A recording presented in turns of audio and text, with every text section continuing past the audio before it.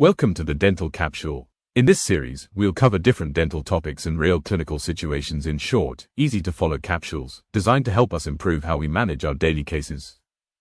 In today's capsule, we are going to talk about hepatic patients or patients suffering from liver failure.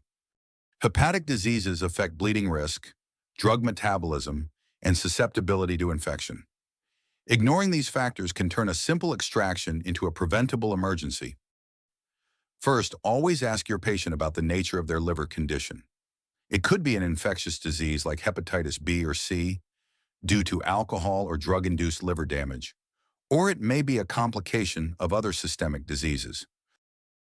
For non-surgical procedures, you can usually proceed without special precautions if the condition is not infectious.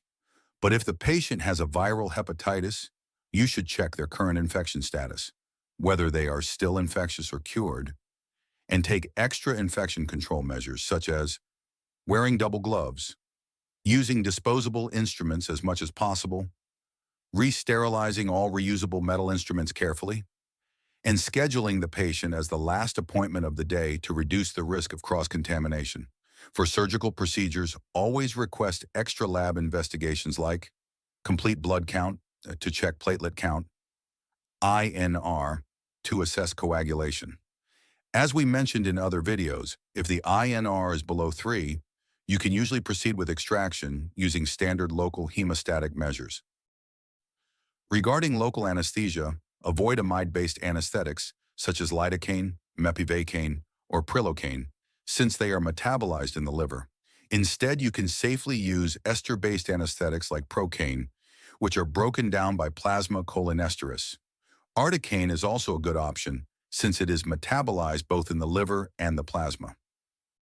After finishing your procedure, be careful when prescribing medications. Many drugs, especially antibiotics and analgesics, are metabolized in the liver. If you are unsure about the correct dosage, consult the patient's physician for adjustment.